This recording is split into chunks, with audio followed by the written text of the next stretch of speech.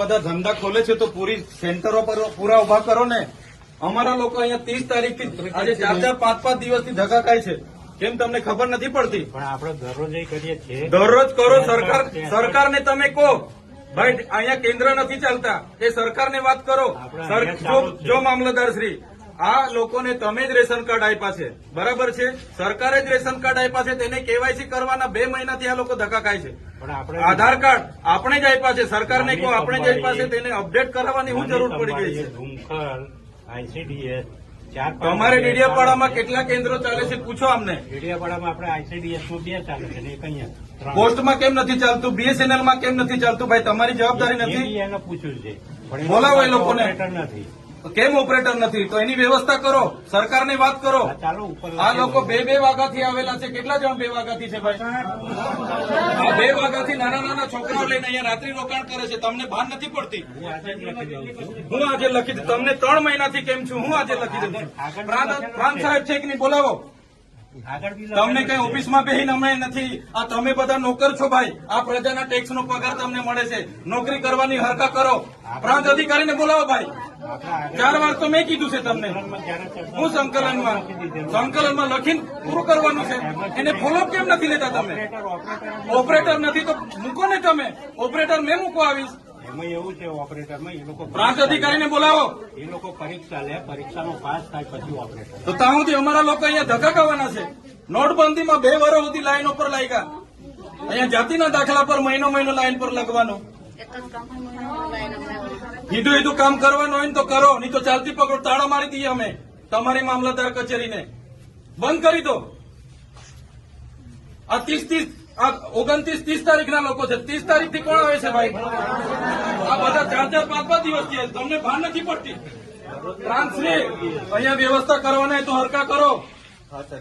હા, કેમ નથી વ્યવસ્થા? કેટલી વાર કીધું છે તમને કેવાયસી ની અહીંયા કેન્દ્ર ઉભા કરો?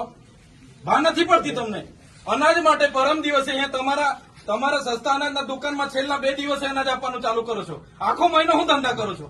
પુરવઠા અધિકારી કોણ છે? પુરવઠો તમે 28 તારીખે કેમ આપ્યો? આખું મહિનું શું કરતા હતા તમે? 29-30 તારીખે અમારા લોકો અહીંયા ડેડિયાપાડામાં લાઈન પર હતા 5 કિલો ચોખા માટે. આ તમારી બધી સરકારમાં વાત કરો. હા, આ કેવાયસી ના નામે, બરાબર? આ રેશન કાર્ડ તમે જ આપ્યા છે, એને હું કેવાયસી કરાવીને અમે શું સાબિત કરવાના છો? અમે બધા ખેડૂત છે. 7-12 નીકળી એટલે અમે ખેડૂત. અમારે શું રજીસ્ટ્રેશન કરાવવાની જરૂર છે ભાઈ? કઈ જરૂર પડે છે? એટલે આ બધા ધંધા બંધ કરો. અમારા લોકો છે ને નોટબંધીમાં કેટલા મરી ગયા, અહીંયા કોરોનામાં કેટલા મરી ગયા. હવે તમે આધાર કાર્ડ અપડેટ કર્યું છે. નાના છોકરાઓ મહિનાથી આટા મારે છે. સરકારને કહો આ બધા રામાયણો, આ બધા તાઇફા બંધ કરે. આ બિચારા 2 વાગ્યાના ઊંઘે છે અહીંયા. શું ધંધા કરો છો તમે? કેન્દ્ર ઉભા કરો ને. તમારું અહીંયા પોસ્ટનું કેન્દ્ર નથી ચાલતું, BSNL નું નથી ચાલતું, ICDS માં 40 જણના કાઢે છે. શું કરવાનું અમારે બોલો? અહીંયા તમારે આખો દિવસ 40 જણના કૂપન હો જણને આપે છે. કેટલા જણને કૂપન આપે છે? અહીંયા અભી હાલ શું કરવાના છો નક્કી કરો. કલેક્ટરને બી ફોન કરું છું. બાકી તાળા મારી દઈએ હમણાં તમારી પ્રાંતને બી, મામલતદારને બી. બંધ કરી દો. સર્વર નહીં ચાલતું હોય, ફરવર નહીં ચાલતું હોય તો કેવું ને સરકારને? આ બધી નાટક શું કરવા, રામાયણ શું કરવા કાઢે છે? સર્વરોની પહેલા વ્યવસ્થા કરો, પહેલા સર્વરો કરો, કેન્દ્ર ઉભા કરો, પૂરતા ઓપરેટરો રાખો, પછી આ બધી સિસ્ટમ બહાર પાડો. પહેલા સિસ્ટમ બહાર પાડો તો અહીંયા લોકો અટવાય છે. રાતે હિયાળામાં નાના પોયરાઓને લઈને આ લોકો ઊંઘે છે. તમે હમણાં વાત કરો, કલેક્ટર શ્રી સાથે વાત કરો, સરકારમાં વાત કરો. બાકી હું ટાળા મારી દઈશ હમણાં. બધા બહાર નીકળો. કેટલી વાર કીધું છે તમને? સંકલનમાં 2 વાર કીધું, જિલ્લા સંકલનમાં 2 વાર કીધું. કઈ ભાન નથી પડતી તમને? અધિકારીઓ થઈને હું ચાલે છે? જિલ્લા સંકલનમાં તમને 2 વાર કીધું કે નહીં? તાલુકા સંકલનમાં તમને 2 વાર કીધું. હા, નમસ્તે કલેક્ટર સાહેબ. કલેક્ટર સાહેબ, આગળ મેં તાલુકા સંકલનમાં પણ તમને કીધું હતું કે આ કેવાયસી અને આધાર કાર્ડ અપડેટ માટેના જનસેવા કેન્દ્રમાં નથી ઓપરેટરો કે નથી મશીનો ચાલતા.